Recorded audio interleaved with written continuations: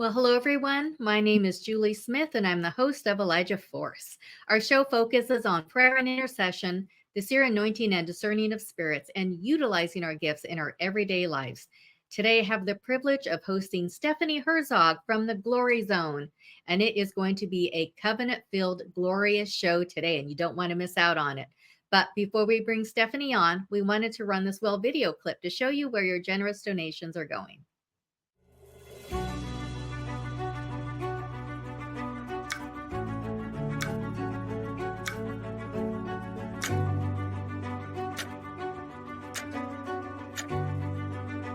The Bible said out of our innermost being will flow a river of living water.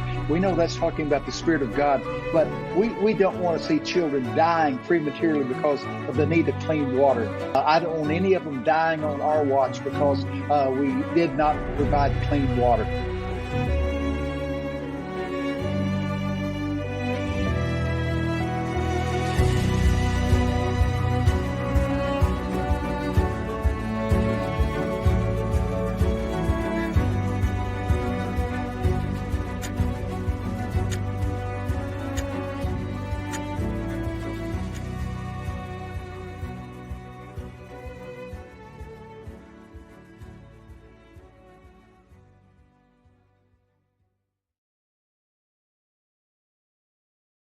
Wow, clean water is life. And you are bringing clean water and changing people's lives to these dear people in Uganda. And it's only because of your generosity to Elijah's dreams, and we truly thank you for it. So with that, let's bring on my guest today, Stephanie Herzog. The kingdom of heaven suffers violence, and the violent take it by force. You were born for such a time as this. Your prayers are powerful and bring God's kingdom on earth as it is in heaven.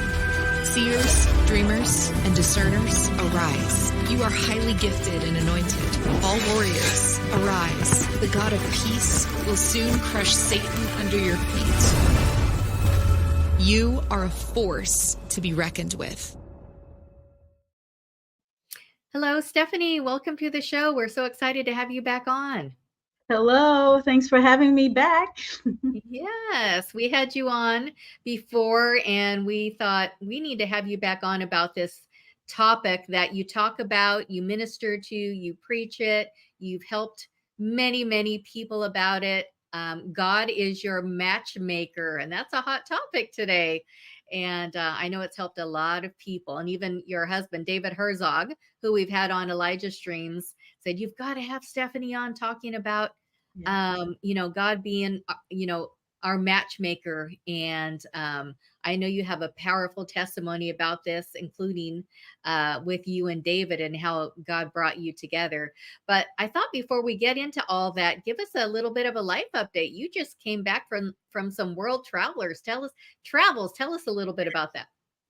Yeah, so we just came back from Canada and Madagascar, and it was amazing.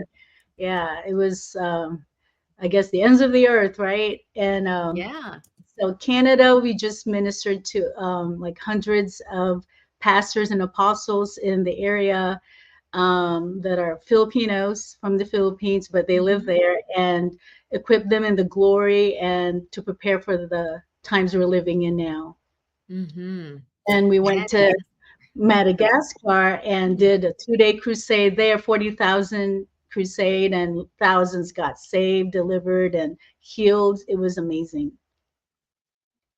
Awesome. I've heard about Madagascar, and I was like, that I've wanted to travel to some of these unique places, and maybe someday I'll make it there, but I hear it's a beautiful place.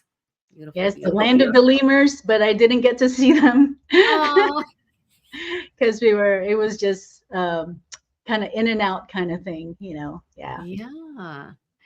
So let's get into your topic today. God is your matchmaker. And I think it's really going to help a lot of people break off mindsets about, status quo dating, and really help set people free to just live fully for the Lord, no matter where you are in life. And you and David are used to God working miracle signs and wonders wherever you go. And he does the same thing in covenant relationships too, doesn't he? Oh, totally. but most people don't think that God can bring his glory in when it comes to relationships. And I think he does if we let him. It's just many Mhm. people don't let him. Yeah. So you have a powerful testimony, and I know you wanted to just give us a little teaser of how you and David met and how God brought you together. But if you want the full story, I know they need to get your book, God is Your Matchmaker. But give us a little teaser to set up your topic today. Well, I just want to kind of give a background to that because it may Yeah. not be in my book. So God had me start praying for my future mate at the age of 16. That's Wow. when I tried dating a little bit and I was not satisfied with what I was seeing. And at that time, whatever was in the world was also in the church, And this Yeah. is way back before the internet and everything, before cell phones. And then so I started praying, okay, God, you must have a better plan than the dating that's going on in the church and in the world. So I started seeking him about it. Hmm. And then he told me to start praying for my future mate. And I'm like, but I don't even know who that person is. And he's like, Yeah. just do it. So out of obedience, I just started doing it. I said, Lord, I pray for him, preserve him, deliver him from temptation, keep him strong in you, and all that stuff. And whatever I couldn't think of, I would just pray in the spirit. And as I was faithful in doing that, um, he gave me a verse of in Ruth, when Ruth told Naomi, I will go where you go, stay where you stay, your people will be my people, your God, my God, as Yeah. a verse for my future husband. And now I had like I said, I had no idea who it was going to be. At that time, I was I was like in church. I said, God, is it for him? How about him? How about him? That verse, should I give it to him? And it's like, no, no, no, no.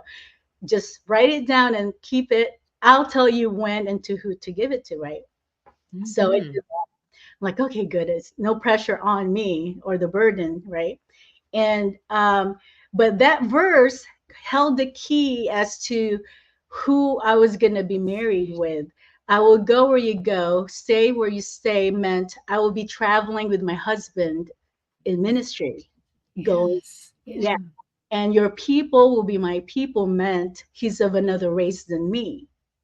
So his people will be my people, right? So those were clues Mhm. he was giving me. And then so I'm like, okay, I wrote that down. So um and I didn't know that I was called to marry that quick, And Mhm. I mean, I was one of those, I did not need a man to be complete or to be happy. I was so satisfied with Jesus. And um, long story short, I was studying to be a doctor at UIC, University of Illinois in Chicago. Yeah. And God told me to not to register for the next semester and that he had better plans for me. And so he said, you're going to still see people healed, but it won't be through medicine. It'll be through me. And I'm like, yay. At first I was happy. I'm like, great. No, I don't need to go to school for 10 years because medicine is 10 years.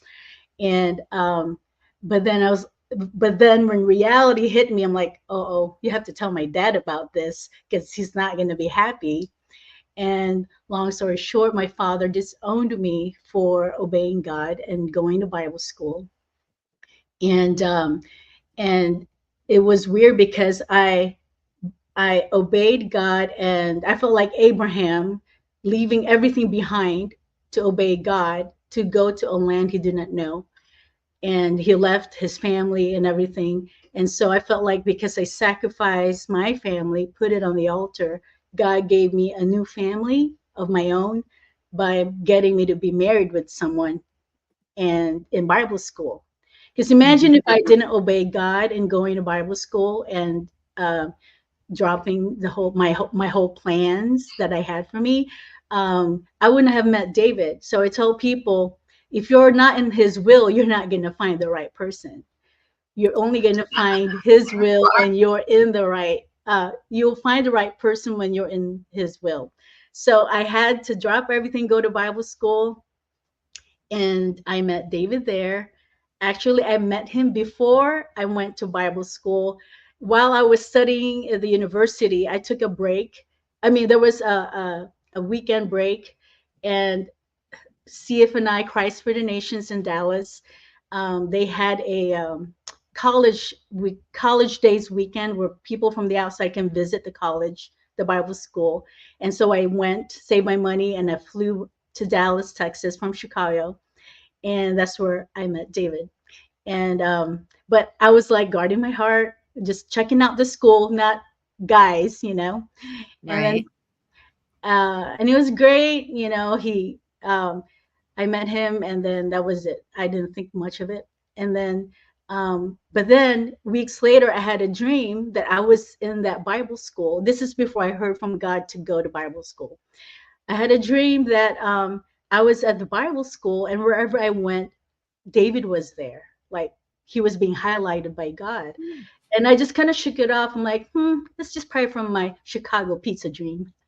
Chicago is known for their pizza. Yeah. But yeah, so I just kind of like didn't think much of it. I thought, oh, maybe it's just a pizza dream. But then when God told me to go to Bible school and drop everything, I was like, interesting. I was just like, okay. So I went, and lo and behold, I saw David there. He was already a student, and and um it was like my dream. Wherever I went, even all my classes, we had the same classes. He was there wherever I went, and I was like, okay, whatever, you know, I'm not gonna see more than what it is, you know.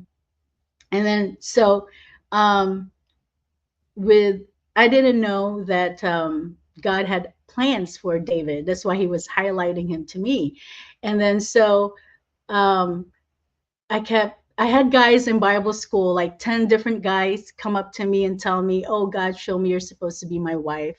And then I got sick and tired of that. I'm like, I can't Mhm. be 10 men's choice for a wife. I'm like, I'm not a Mormon or anything. I was like, this is impossible. So after a while, I was telling the guys, I'm like, God didn't show you that. It's your hormones that's telling you that, or you need Right. deliverance from lust or something. I was just like, you know, I'm like, this is ridiculous. So I said, God, you know, this is crazy. I'm not here for this. I'm here to be trained and to go, you know, trained for what I'm called to do, and then go and obey it. I was not considering marrying anyone or dating anybody. And then so Dave and I were partners in a lot of the outreaches, and we were friends. So we got to be friends, got to know each other. And when he saw me, he was like, I thought you were studying to be a doctor. And I said, well, God changed my plans. He wants me here now. So I'm here, you know. And and he was like, interesting. No, I have to tell you David's side of the story, Mhm. his what happened with him. So with David, he went by faith also to go to Bible school, and God told him his first semester not to date anyone and not to even go out with his guy friends, that he wanted him to spend time with him alone.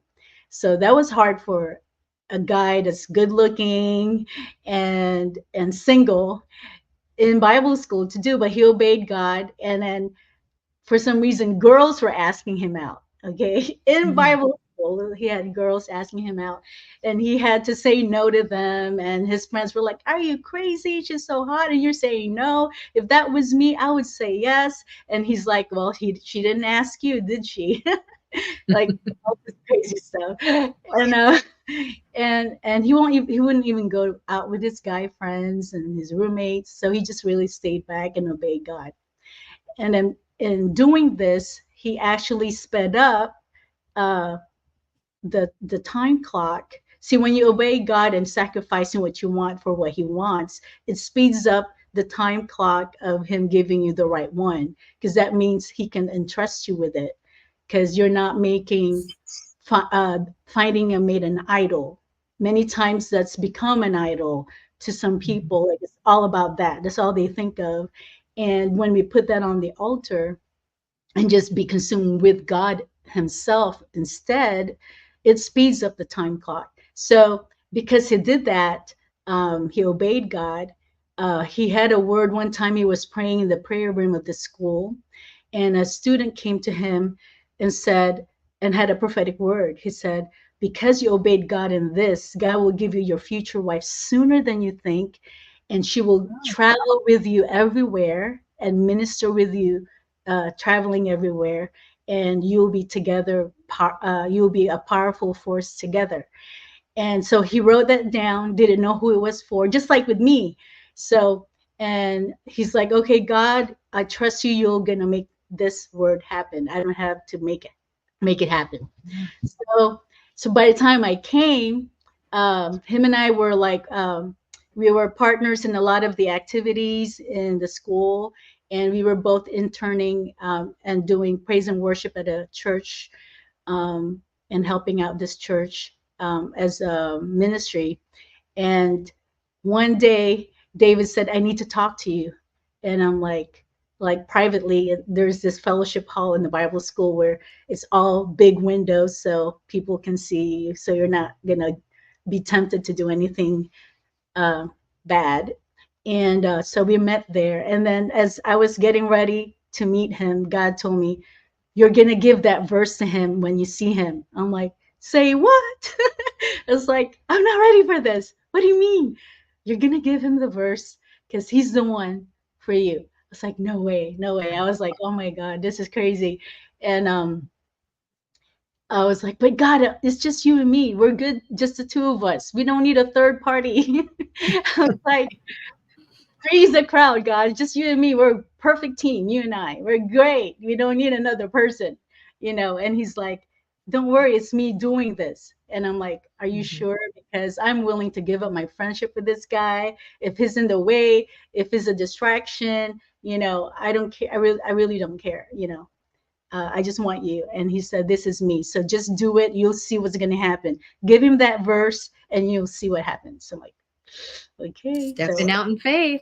oh yeah, man, it was scary. So we met finally, and then he tells me, um, God gave me a verse for you, a word about you, and he told me that he's giving me a wife that's going to travel with me and minister with me, and together, you know, we're going to be powerful and stuff.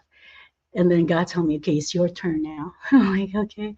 So I told him, well, that's strange because so now 16, God gave me this verse. I will go where you go, stay where you stay, your people will be my people, and your God, my God. And I'm like, so that means I'm supposed to travel with my future husband too and minister with him together and all that. And then it says, I think God has been showing me you're the one for me. And because I was resisting it and he was resisting it, but God had to. So this is the thing. Let me rewind it a little bit. Few months back before this meeting, um, when I would pray, I would hear God say, David is the one for you. And I would rebuke it, thinking it was the devil. So I'm like, I bind you in Jesus' name. This is not from God. This is a distraction. The devil's trying to tempt me. No way. I'm not going to let that happen, you know. And I didn't know David was experiencing the same thing. God was telling him I'm supposed to be his wife, and he was binding and rebuking it as well, because our hearts were really just one with God and wanted to obey God. And so this is the key. This will answer a lot of the questions and how we did it. So so finally I said, God, I'm willing to give him up because I thought it was just a test, you know. So I told him I give up my friendship with him, but it got worse. Ever I went, he was there. I would go to the gym to work out. He was there. I would go to the library. He was there. Bookstore. He was there. It was driving me crazy. And then I was like, okay, God, you gotta uh, do something here, you know. And he said, stop rebuking me. I said, I'm not rebuking you. He says, yeah, every time you bind me, you bind this, it's me you're binding because I'm the one putting you two together. So I tell people, you can be resisting, but when it's God, he makes it happen. He makes it happen. He knows when you're ready. He knows when it's the time, and he knows who the person is, and he makes it happen, even if you're trying to resist, even when both of you are trying to resist it. So, and so finally, I surrendered to his will. Okay. So when Hmm. they passed to me, this one, okay, this has to be God. And um, backstory with on my side, when I started hearing this from God, I started telling my mom, Mom, fast and pray for me because I keep hearing that this certain person is supposed to be my future husband, but I'm not sure. So fast and pray and tell me what God shows you. And this is before cell phones and everything. She never saw any picture of him or talked to him or whatever. So I wanted it to be by the spirit only, no influence of how good he looks or whatever, Yeah. the least information, the better. So it's not gonna, influence her. So she started fasting and praying. And then one day she told me, I was in the bathroom and God showed me and spoke to me, said, Fear not, my child. I've put David and Stephanie together. I have a great call in their lives together. So do not fear. This is for me. I'm doing this. Have peace, my child. That's what he told my mom. And I was like, that she relayed the message to me. And I was like, okay. So I tell people, don't let your girlfriends be your source of confirmation. Because all my girlfriends were like, oh, yeah, it has to be God. Look how hot he is. And we would be in the gym. They see him working out, flexing his muscles and everything. And they're like, of course it's God. Just look at that thing. It's like, so girlfriends are not a source of confirmation. Okay. So it has to be with like people, your spiritual authority, your leaders, your pastors, your parents, Yes. Yes. especially if they're believing parents and they're praying for you. And Hmm. so finally, when I had all those confirmations, I didn't know David too was praying for confirmations. And I said, Lord, since I'm the woman here, I want him to be the one to do the first move, not me. I'm just that kind of Right. girl. Yeah. I'm Old not, fashioned. Should be yeah, that way. I'm not the one to go up to a guy and say, hey, God told me you're supposed to be my husband. I Right. mean, I know that times today people are doing that, but I know in the Bible, I didn't see any woman going up to a man. Isaac didn't do Yes. that. Hmm. Abraham, all those I'm with guys. you. Yeah. So he was hearing from God and he was praying again. See, we were both always praying. And then God sends people all the time in the middle of our prayers. A guy came up from his dorm and said, hey, dude, I was praying and God gave me a, a vision for you, and he told me to give it to you specifically. Hmm. So he's like, okay, and the vision was a triangle. Now this is one of my main points in my book. It's a triangle, and the tip of the triangle is God, and the two sides, one is David, and the other side is a specific girl God is showing you. Now, because your eyes were not on each other, but on God, as you keep your eyes on God and you keep getting closer to God, you'll end up together at the tip. Wow. So that's what I Awesome. tell people. You don't need to look left and right. You don't need to make it happen. God knows when you're ready, and God knows who it is. You just have to, your focus is loving God, obeying God, and being in the center of his will. And that's where you'll find the one he has for you. And so Awesome. that's how we ended up together.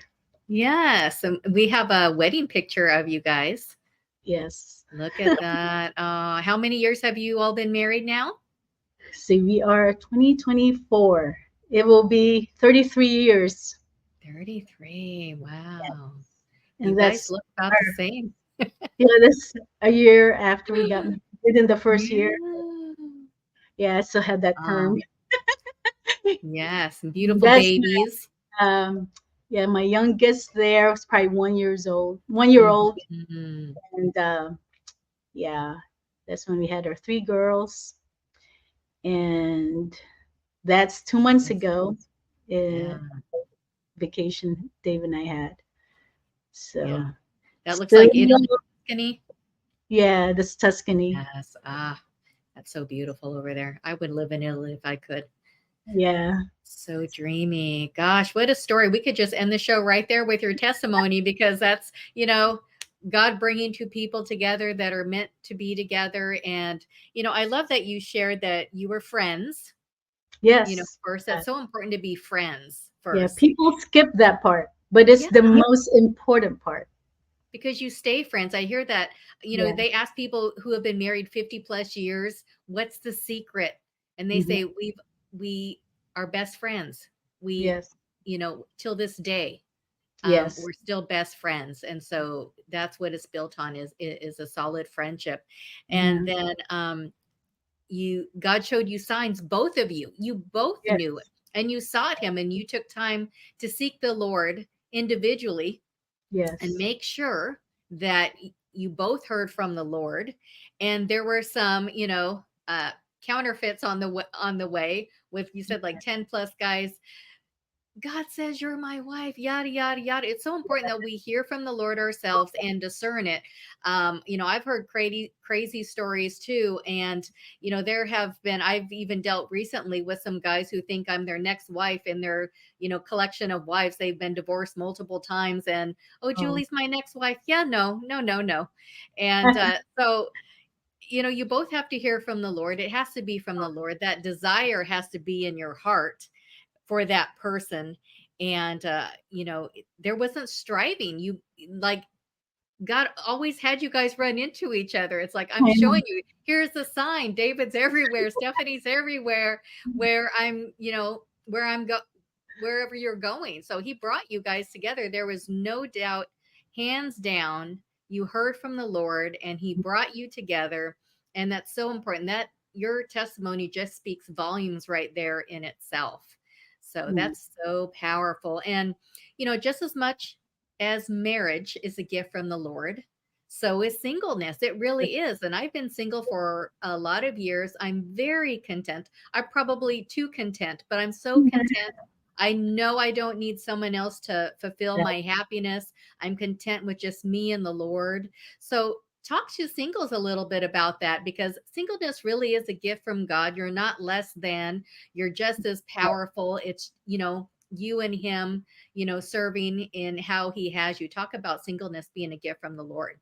Yeah. Well, First Corinthians 7:7, it says, "But I wish that everyone was single, just as I am." This is Apostle Paul talking.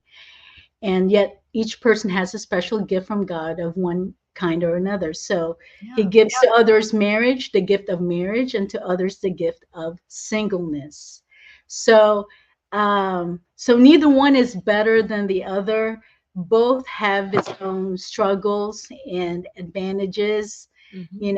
and but when I want to highlight the part that it's a gift from God, which means for something to be a gift, that means someone else has to be the one choosing it and giving it to you.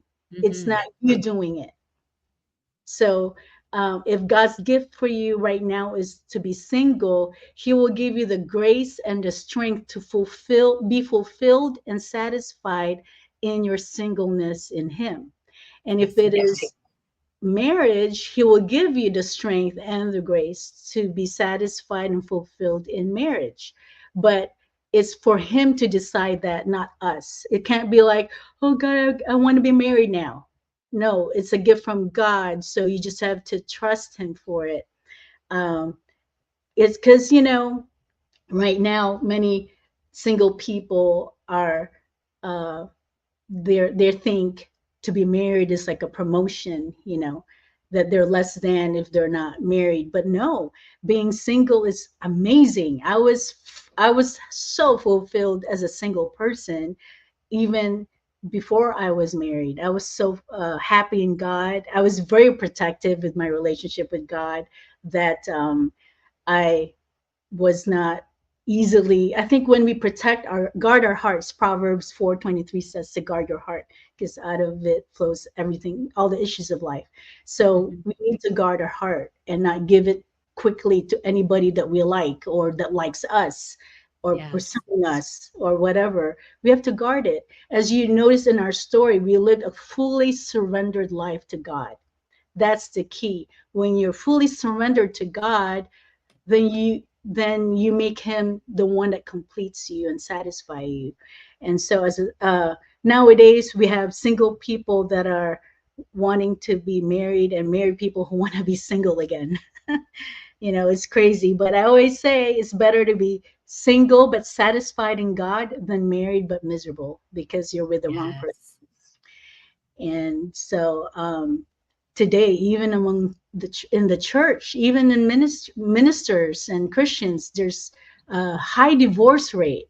I think Yes. within the church, we have higher divorce rate in the church than in the world. It's crazy. It So is. And it's that's sad because I was just going to say, I've seen people that in ministry that get married over and over again. And I know somebody in the prophetic movement that has had 5 spouses now. And it's like, really? It's yeah, like, that there's, something unfulfilled in them that they think they have to be with someone to be happy.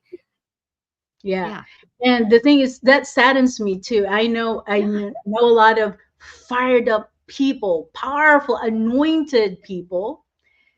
But when it comes to relationships, they're so off. They're so clueless, or they don't surrender that area in their life to God. So they apply the worldly principles Hmm. in expecting a godly result, which doesn't add up with God. And they think God will bless it just because they chose it. And it saddens me to see that. It's like, wow, you're wasting your anointing, your gifting, your calling by choosing the wrong person. And I think somewhere in their life they've not surrendered that area to God and let Hmm. complete healing in that area. You always have to find the root cause of why are you like that? Why are you marrying so many people? Why are you divorcing so many times? You have to Yeah. get down to the root of these things and let God heal that and get deliverance if you require deliverance. But until you do that, you're going to keep making the wrong choices. And I don't think that's what God wants us to do and to have. Hmm. So let's go there a little bit. We talked about hurts and wounds and some trauma. So I have heard it's so important even before you get married that you need to be healed of, broken hearts and Yeah, wounds and trauma that you've dealt with in life. Otherwise, you're going to bring that into a relationship. And totally.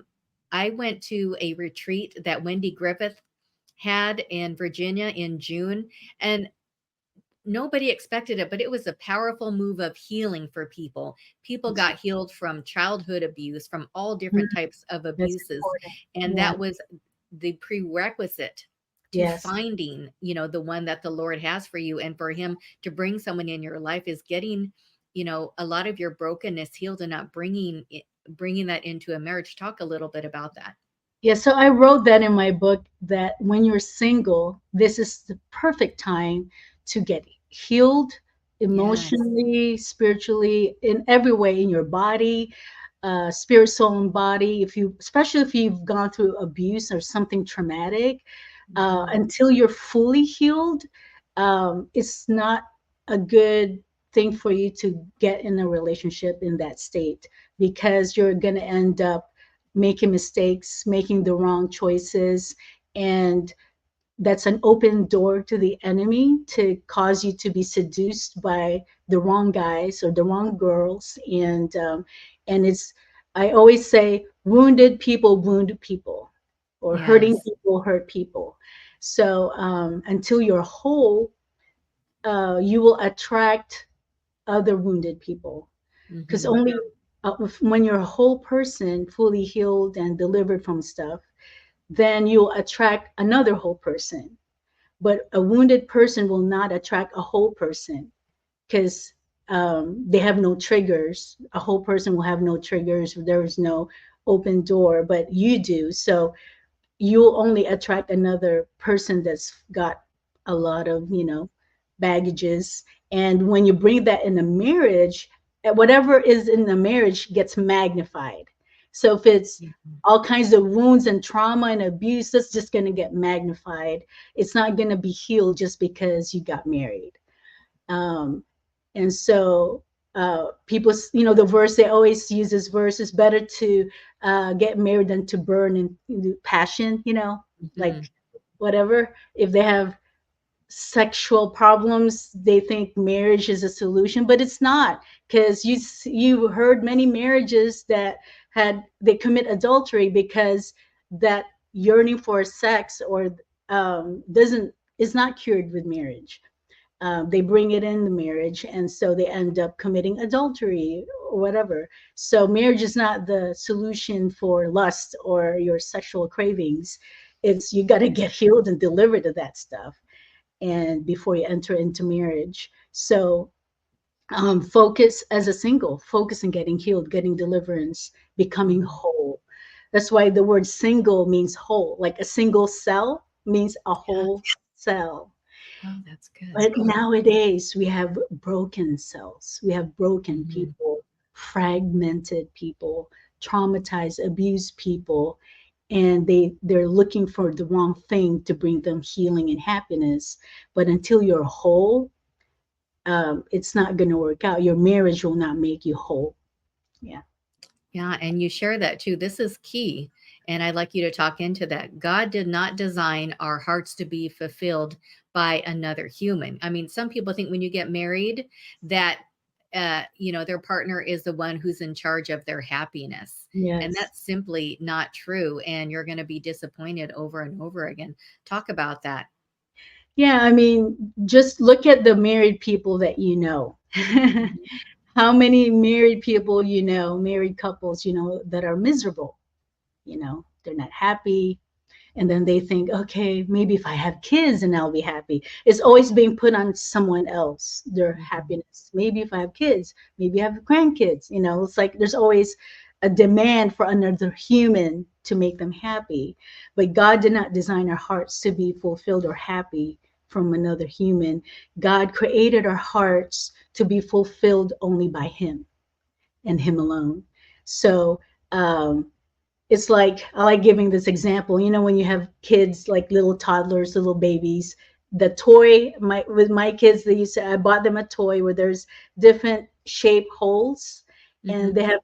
they have to match the peg and put it in the right hole. Like a circle has to go to the circle hole, the square to the square hole. And but what we're doing when we're trying to let a person make us happy or fulfill us or make us complete, it's like forcing a square peg to fit in a round hole, and Yes. and force it. It's not going to happen because it's not made to fit it. It's not made to go there. And Mhm. so that void just increases, and instead of being a giver in a relationship, you're constantly taking. You have to make me happy. You're keeping that demand on that person. You have to keep making me happy. You have to keep making me fulfilled. And that's how, so everyone is just pulling on each other instead of giving love. You're taking all the time, and that's not healthy, and it becomes toxic. Yeah, that's so good because I hear it all the time. My spouse isn't making me happy. And it's Yeah, like, you know, find happiness in the Lord that's and right. what you want to bring to the table. It's not, if that person doesn't make me happy, then I'm not going to have happiness. And I see that over and over again that people are and even singles, people are waiting to be happy until they get married. No, you are not a second Mhm. class citizen as a Correct. single. You can be happy and content in life right where you're at. You don't need someone else to make you happy or rely on someone else to make you happy. I'll be happy when I get married. That's so not true. It's Yes. like you said, two whole people coming together for a, Yes. a mission and a purpose. So I was going to ask you something that you said here, and I want you to expound on it. You said that dating is a setup for divorce and Yeah. not for marriage. People need to get out there and date, they say, and there's a lot of online dating these days. Mhm. People say you got to put yourself out there. He's not just going to show up on your doorstep. How do you explain dating is a setup for a divorce? Okay, well, dating, number one, is not in the Bible. That was not what He used to put two people together. And since God was the one who designed marriage in the first place, that means He knows what it takes to make it happen. Hmm. And God never changes. His principles stay the same, even though the world advances and becomes more modern, whatever, his principles remain the same. And so back in the day in the Bible, there was no need to get yourself out there kind of thing. Because how many know that our God is a supernatural God? Therefore, only He knows your needs. Only He knows your future, your destiny, your calling. And He knows the exact person who will be your perfect match. Not an online dating app, not a website for singles. I don't care if it's christianmingle.com.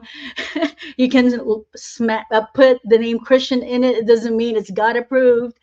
And there's many non unbelievers that are not real Christians who get there just to get Christian girls to, you know, to hook up with. So you can't rely on that. It's like you're saying, I don't trust you, God, for my future mate, but I trust a computer or a website or an app more than you. That's what you're saying when you're doing the online dating, because you cannot use a worldly system and expect to get a godly result. Wow. If you want a godly result, you have to use a God system. Is just how it is. That's what caused me to search this thing out, because I was seeing all the flaws that the world had to offer when it comes to relationships. But most people don't see the flaws. They're so caught up in the romanticized version of it that they don't see the actual flaws of that approach or that system. And because they're just so driven by their need that they overlook the flaws that's in the system. Anything of the world, who's the God of this world, is not a God, is Satan. Satan is the God of this world. And he's the one who set up the system of this world. So we can't rely on his system, on Satan's system, and expect it to have a godly result. Mm-hmm. Whatever is made in darkness will not produce something of light. It can't. Yeah. So if you really want to have a godly result, you have to do it the godly way. Yeah. And it may sound old-fashioned, but hey, as long as it's from God, I don't care. It doesn't matter, because you want the godly result. The world never produces a godly result, because it's the whole entire way of doing things in the world system, there's nothing of God in it. They may have just a couple of things from God, like they copy some principles, but then they twist and pervert it. Mm-hmm. So that's how the devil works, through deception, seduction, lust, infatuation. It's not real love. And so when it's God, he's the one who tells you who it is. He's the one who, but your heart has to be completely onto him, on Jesus alone, and pleasing him. It's like that's your first test. Your first test is, how committed are you with Jesus? How in love are you with Jesus? And when you pass that test, then you're ready for the actual person, But if you're making an idol of the other person, of finding the mate, then you're gonna be a bad steward of it, because marriage is not for the faint of heart. It's not for the weak. Marriage is dying to self daily. Marriage is giving up your rights, giving up being right all the time, giving up what you want all the time. It's putting the other person above your own self, above your needs, especially when you have children. That even adds to that. Then you put your children's needs above your needs and all that. So it's not for the faint of heart. It's not for the weak. So again, you have to really realize that that's what awaits you when you get married. The responsibilities is much greater. The commitment is much greater. So don't rush into it. That's why it's something we cannot take lightly and rush into and be careless about how we approach it. Because in my book, I wrote, we take more tests and preparation in getting our driver's license than we are in entering marriage. Like, Yeah. what's the requirement when you go to a church? Hey, pastor, me and this guy, we want to get married. You know, they just, there's hardly, they don't tell you any preparation. They don't, okay, we'll just get this church ready. That's all as, that's as deep as it goes, you know. The preparation is like, we'll get the church ready. That's not preparation for marriage, just preparation for the wedding. Wedding is one thing, but it's not marriage. Marriage is the whole lifetime after you say I do. And that requires, you need to know your roles as husband, as a godly husband. What's your role as a godly wife, as a godly father, as a godly mother, all those things. And when you're called in a ministry, you have to know, even in ministry now, what's your role, what's the requirement of God, and the lifestyle changes and all these things. Most people don't think of those things, you know. How can you withstand and resist temptation and all that? So how do you protect each other from Jezebels or from the seductress, or from, because there will be, especially when you're in ministry, you know, the anointing makes you, I don't know, more attractive for some reason to people, that they go crazy. Oh, you're so anointed, and then they get all weird. Like, I've seen like women like going crazy over David, and or men going crazy over me, when, especially when you're under the anointing, you're flowing in anointing, and then all of a sudden all these people with lust problems, man, they're popping. It's horrible, horrible. But Yeah. it's You need to be there strong in the Lord. Yeah. to be strong. So you have to think of Yeah. these things, you know. Hmm. But when you're single and you're thinking of wanting to get married, you don't even go there. Remember, Hollywood, they would, they love to magnify all the good stuff in a relationship, all the lovey-dovey stuff, all the goosebumps, the romantic stuff, but they hide all the bad stuff that comes with it, that comes with choosing your own mate, not God, you know.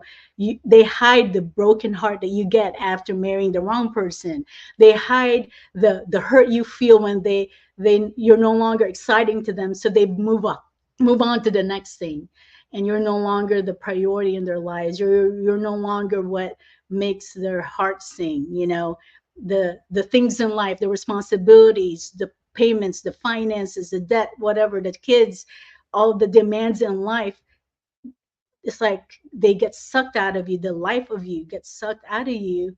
And if you don't know for sure that this person is the one for you, you're going to entertain thoughts like, maybe he's not the one for me. And you're going to bail out, and you're going to want a divorce. Because dating, what happens with dating is you test different people, trying different partners, going out with different people, getting intimate with them, or like kissing, or sharing your heart to them and stuff. And then you get brokenhearted, and then you do repeat of this.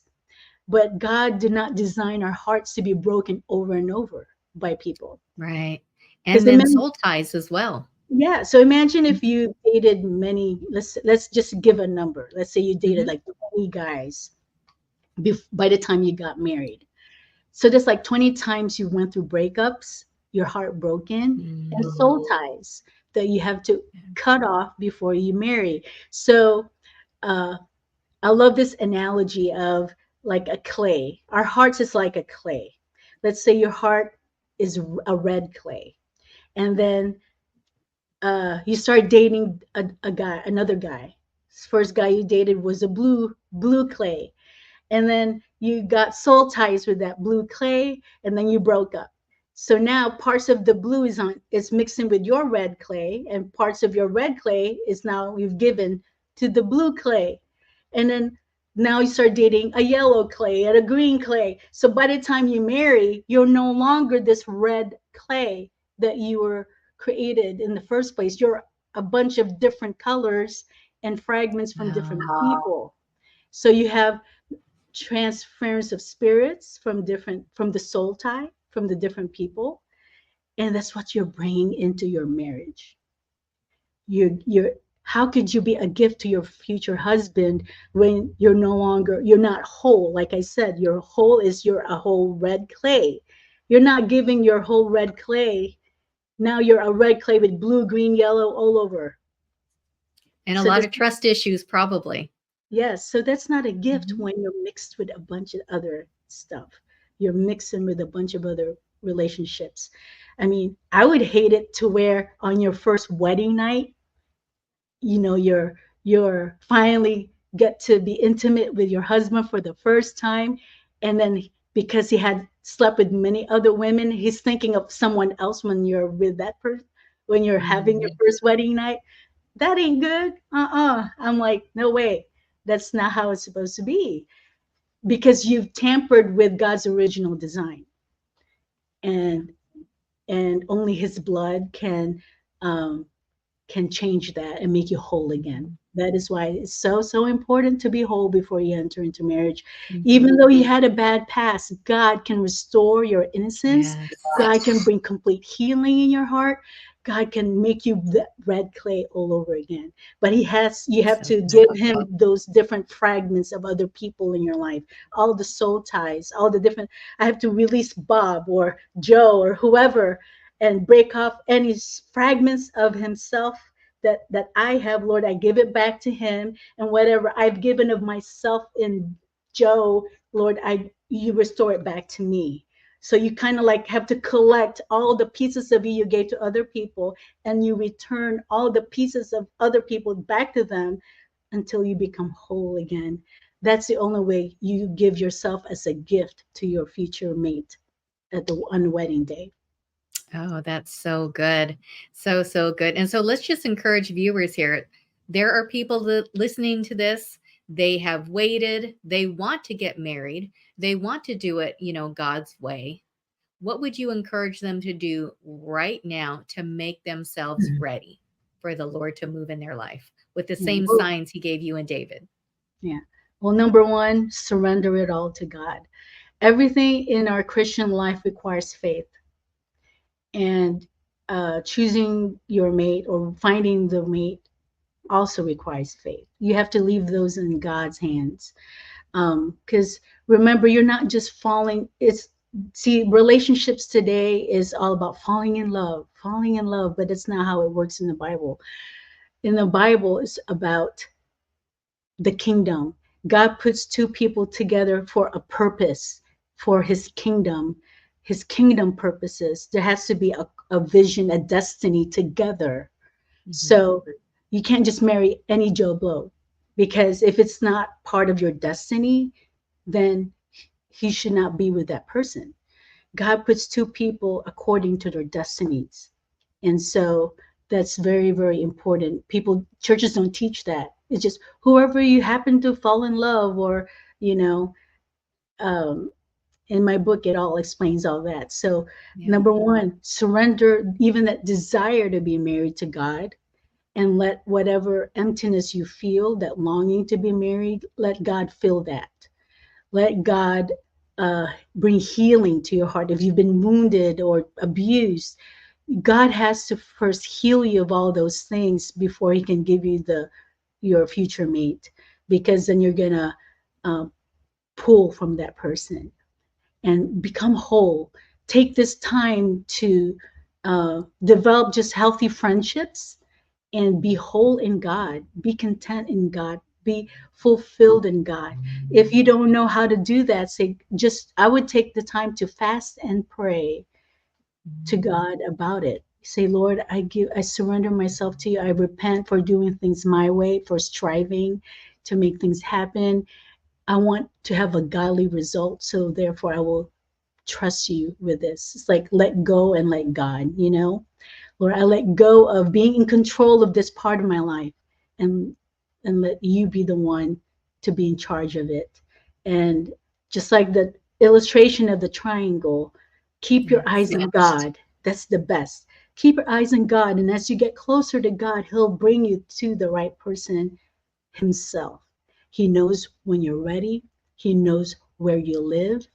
Let Him be the one to present it to you, to present that person to you, and be just go busy doing kingdom stuff. As a single person, you know, God has great things in store for you before you get married. And that's what happened to me when I was in a summer camp, and as a youth. we were in different um, cabins, and when we were praying before we went to sleep, our counselor said, "Oh, let's pray for one another." And then we were giving prophetic words to one another. And the prophetic word I got was, "I have, uh, I have preserved the one I have planned for you to marry. But before I give him to you, I have great things in store for you as a single person." That's So a good word. yeah. And so you don't need to worry about him. He's in good hands. And but I want to use you greatly now as a single person. You don't have to wait till you meet him for me to use you, you know. And that gave me such a relief. I'm like, oh, because most people think they're called, they know they're called or they're gifted or whatever, but they put everything on hold because they want to get married first. They think they have to get married first before they do their call, but it's not true. God has things in store for you now. He wants to Yes. use you now. He wants to glorify his name through you now. And when you get busy doing his, that's why it says seek first his kingdom, right? And his righteousness, and all these things will be added to you, right? When you're seeking him and his kingdom and pleasing him, then as you're doing that, he'll bring the right person along, you know. Yes. Yeah. Delight yourself in the Lord, and He'll give you the desires of your heart. That's so good. Also, it's in Matthew 6:33. Seek ye first the kingdom of God, and all these things will Yes. be added to you. Because we tend to seek the things instead of God, and that's how we make Hmm. a big mess of things. We make a big mess of things when we're the one doing all the controlling of our future, of our lives, trying to fix things, trying to pursue things that God never intended for us to pursue. So I say, from that verse, when you delight yourself in the Lord, you give up your desires and you make his desires your desires. Hmm. But when you don't delight yourself in the Lord, you delight yourself with worldly things, Hmm. then your desires go against the desires of God for your life. And when That's you good. pursue your own desires, in the Satanic Bible, and they have their own, Satan copies everything of God. So uh, the Satanic Bible has their own 10 commandments, and the Mm. first commandment is do as you wish. Basically, when one follows their own desires, their own will, their own hearts, their own wants, that's obeying Satan's command. Because God's command is the opposite. Is when we surrender to God and give up those things, give up what we want, give up what we desire, give up our will. Jesus was the perfect example of that. That's when God gives us the great things in life. He gives us his best. He gives the best to those who put their trust in him, you know. Amen. But when you don't trust God to be the one to provide you with the right person, then you're striving. You're constantly striving, and you're not in peace. And you end up. I, to be honest, I have people read my book, and they claim that they applied my principles, but they did the exact opposite and picked their mate and didn't submit to authority, didn't do any preparation, and they ended up with the wrong person. And they're claiming that they learned it from my book. And I'm like, I'm not responsible for that. You did the exact opposite of everything I thought. But see, you can even read my book, but until you have filters of your own Hmm. desires and how you think it should be, you can read all the stuff I wrote, but still not get it, the truth in your heart. I'd say before you read my book, repent of all the preconceived ideas you have, put them Hmm. all in the altar. So when you read it, the truth will be not we won't it won't be filtered and mixed with all your stuff and be misunderstood and misapplied. Because that happens when someone's really abused and messed up. They can read a truth and misinterpret it and misapply it. So then my book will be of no benefit to you. Yeah. But when you come with the right heart, with the right mindset, a surrendered heart and a surrendered mind, then his truth can really set you free and guide you to do the right thing. Yeah, that's so good. I mean, God's timing is perfect. His signs, there's no denying his signs when it's from him. Yeah. And you said he'll give you his best, and it's so true. And maybe you could share a few testimonies. Let's go out sharing a few wonderful testimonies of how you've seen God bring people together. And I know there's some from your book as well. Yes. Yeah, you can put up whatever testimonies I think we have there from those who've read my book. Um, is it I showing there? It's showing here. I don't know if we have those together, but I can read them. I'll read a Okay. couple of Yeah. couple of them. Let's see. Excellent book. Basically, people need to stop focusing on finding someone to marry and just focus on God, and God will direct you to the one he wants you to marry. If he wants you to marry, seek his kingdom and righteousness, and he will provide all the other details for you in life. And someone said, I found this really helpful as it challenged some of my beliefs about dating and being single that I realized are very worldly. You gave biblical examples to back up what you're saying, was really encouraging, and taking what is an incredibly important decision to the Lord in prayer. So it's taking it to the Lord. And then Yeah. another one here says, I really love this book. I learned so much from it. It totally changed the way I looked at dating, and I would recommend it to anyone who's single, dating, engaged, or waiting to be married. I feel like a weight was lifted off of my shoulders while reading this book. It was practical teaching that can be easily applied in everyday life. This book deserves a 5-star rating for being very well written and is full of truth and revelation. So there's some great testimonies there, and anything else you want to share. And then we'll go out having you pray for our viewers and whatever else you have on your heart. Yes. Well, I've seen people's lives get dramatically changed through my book. And Mm-hmm. actually, in our website, thegloryzone.org, you can also, I have like a bundle that I add with my book. I have a DVD and CD teachings, like expounding more on that subject, because you can Mm-hmm. only write so much in a book. But Yeah. when you kind of explain it in a like a video or a CD teaching, like an outright teaching, you can really just flow and give like a lot of examples and stuff, and you get to see my personality a little bit. Mm-hmm. But it's really worth the wait to wait for the right person, because Yes. settling for second best, is never good, because then you're not waiting for his perfect will. You're more like doing the permissive will. He'll allow it, but it's not gonna produce the best results.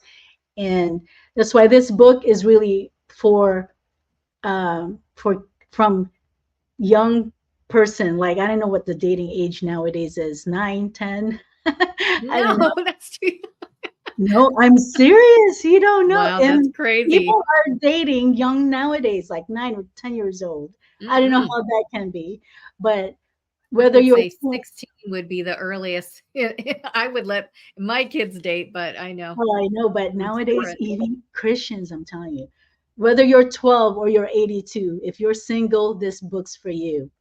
Mm. Parents, get this book and teach this to your kids before they're in that age of wanting to date around, because that's what's going on in the world around you.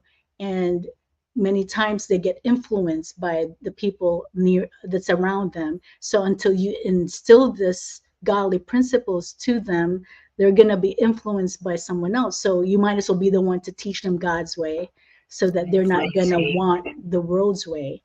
Because to be honest, we're surrounded and bombarded by Hollywood's version of relationships, from TV series to movies to videos.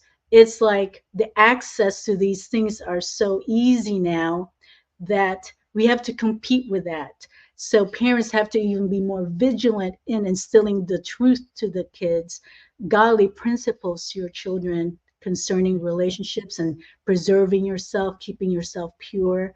Like, I told God, I told my mom when I was a kid, Mom, since I'm preserving myself for my future mates, I'm keeping myself pure, I'm a virgin, I'm going to marry also someone who's a virgin and keeping themselves pure for me.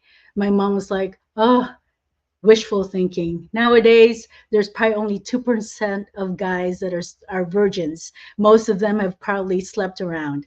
So I don't know um, how realistic your goals are. And I said, well, if there's only 2% guys that are pure and saving themselves for marriage, then my husband is in that 2%. That's where my faith is, because it doesn't say in the Bible for only the women to be pure and the men can mess around until they're ready to get married, right? Right. So I'm like, I'm not going to settle for second best or for whatever is, good enough. I want the best, and I'm making myself to be someone's best, right? So I'm Right. keeping myself pure. That's what I tell people: when you're single, don't put all the pressure on the other person. Like, I want him to be this, I want him to be good looking, I want him to be healthy and strong and successful. Well, you have to have the same standards for yourself, because you Yes. want to be Very someone's true. best. Yeah, you Hmm. want to be someone's best, so you have to be also working out, healthy, strong, successful, and strong in the Lord. So Hmm. you have to have the same standards for yourself. You can't put it on the other person, but you get to just do whatever you want and be lazy, right? Hmm. Yeah. That's So good. That's really good. yeah. Yeah, so let's go out showing your websites and your book again, and then we'll have you pray for the people. So, your website again. Oh, there's your book. God is Your Matchmaker. So, yes, they can get that on your Yeah. bookstore. Yes. And Yeah. you also can get the bundle we have. We have DVD Mhm. and CD teaching and supernatural matchmaking. And Oh, that's I good. think anything God, our Christian life should be supernatural in every way. You know, Yes. live your natural life supernaturally. That's how I see it. And so when it comes to relationships, expect God to do the supernatural in this too, and his glory, and trust him for your future mate. And if singleness is something God has for you long term, then he will give you the fulfillment as a single and that satisfaction as a single, and Yes, he'll He will. use you greatly as a single person. you know Not everyone is meant to be married. It's not for everyone, and God is able to use you mightily. Look at Julie. God is using her mightily as a single person. And it's awesome to see single people like that. That's powerfully used by God, and single. That's amazing. So you don't have to be married to be amazing. You can be single and amazing, single and anointed and powerful and in God. So I encourage you to be all you can be in God, whether single or married. Amen. And let's show your website one more time, thegloryzone.org. Well, a wealth of wisdom and resources there, your products and events that both you and your husband have together. And we have an event coming up. Tell us about that. Yes, we have Rosh Hashanah. This is coming up soon, October 3rd and 6th. We have It Michael is. Brown coming, James Gall, and Steve Swanson for the worship, and David and myself. It's going to be powerful. I believe this is the time. This is going to be like no other Rosh Hashanah, I believe, this year, because God wants to give us keys for what's coming. I believe there's a lot of shaking going to happen, and we need to know what to do to prepare ourselves for all the shakings, all the things that could happen in our world, uh, and not be moved by them. And so, in this conference, we're going to be releasing God's word and equipping people how to be prepared, and prophetically where we're at, and what God has in store for us in this coming near future. So that we can be prepared and powerful, and nothing can move or shake you. So this is a powerful conference, and we really want to invite you to come and be part of it. And the glory is so strong. There's going to be healings and miracles as well, and the Awesome. prophetic. So Michael Brown has awesome keys he can share with us on awakening and revival that we so need in this country. And also James Gall, who's also a seer and a prophet and has things to release to us as well. So I can't wait. I want to see you there and be blessed. And that's in Arizona. Yes, Chandler, Arizona. Awesome. You can register now if you want to come. If I was there, I would be going. I would love to see you and David. That would be an awesome time. So I felt like as we're going out today to pray for people watching this, there are people watching this that are broken, that they've messed up and they, think, oh, it's too late for me. I've already messed up and, I haven't saved myself. Um, and then there's others who have been waiting and waiting and waiting for the Lord to bring them their to be the matchmaker and bring them their spouse. And so I feel like those are really on the Lord's heart that He wants to pray for today, and whatever else you have on your heart. Okay. Well, Heavenly Father, first of all, we just give you praise. Thank you for just living inside of us and loving us even when we were not lovable. Even in our fallen state, you loved us. And you sent your son Jesus so that we can be restored back to you, to be clean again, to be a whole new person in you. And Lord, right now I bring before you those who are watching that are broken, that are fragmented, that are abused. And I just ask for your blood right now to first cleanse them of all their past sins, of all the things they've done wrong in the past. I pray for your blood to just wash them clean, wash their spirit, their soul, their bodies clean, wash their minds, their hearts, their will, their desires, their emotions, God, their imaginations, Lord. I pray you just bring healing where there's any hurt, any abuse, any trauma. We command every trauma to be gone, to be removed from them now. Every trauma and abuse, I command in the name of Jesus to just be broken off of them so that your healing can just flow through them right now into every part in their souls and bodies that are hurting, that are abused and traumatized, Lord. Speak healing over every area in their life right now that needs healing, Lord, I pray. And I pray, Father, that you give them supernatural grace and strength to overcome any struggles that they may have, because you have created your children to be overcomers. And they can only overcome through the blood of the Lamb and the word of their testimony and through the power of your Holy Spirit.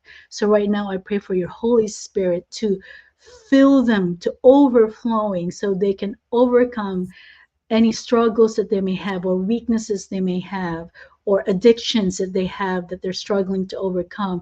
Give them the strength and the power to overcome those addictions, God, that they be broken now in Jesus' mighty name. Anything that's causing them to seek worldly desires or passions, Lord, I pray you break those things off of them, God, and let your healing power just flow right now in your perfect love and peace to just fill their hearts and minds right now. I pray, Father, also if they need deliverance, that they deliver them from those demonic stuff that they've been involved with, Lord. Nothing is too difficult for you. The blood of Jesus is strong enough to set any person free and to heal any person that's hurting. So right now I release that delivering power of God and the healing power of God to every single person that's hurting and wounded right now in Jesus' mighty name. And Lord, you are a God that gives second chances, even 10 chances, multiple chances, God. But this is their day to be healed and renewed and to become a whole new creature all over again. I pray that you restore their innocence, restore their purity that they once had. Father, in Jesus' mighty name. And as they repent, I pray that they take on your holiness, they take on your righteousness, right standing with you through the power of the Holy Spirit. And when you forgive, you truly forgive. And I pray that they not only they receive your forgiveness, I pray that they get to forgive themselves. Many times they have a hard time forgiving themselves, but I pray right now that you give them the strength to forgive themselves for all the things they've done wrong.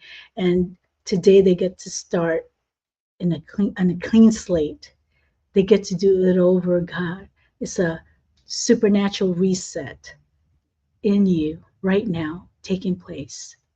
And Lord, I pray, Father, for those also who are single and just waiting for you, waiting for the right one.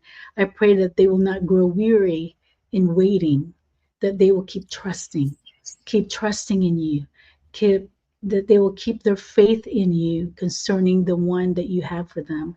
If marriage is something in their future, in their destiny, I pray that you give them the strength and the grace to keep trusting you for that person and not to strive and to make things happen and to be tempted to do things the world's way. I pray that they will trust you and in your way of doing things, in your way of setting up relationships, Father, so that they can produce your results. And marriage is something that's so beautiful and amazing. I pray that they will desire that, God, that they're willing to wait however long it takes to have the best from you, God, and that they will not settle for second best in Jesus' mighty name. And until then, use them mightily as a single person. I pray that you open the doors for them that no man can shut, God. I pray that you pour out a glory that they've never had before, a level of the Holy Spirit they've never had before.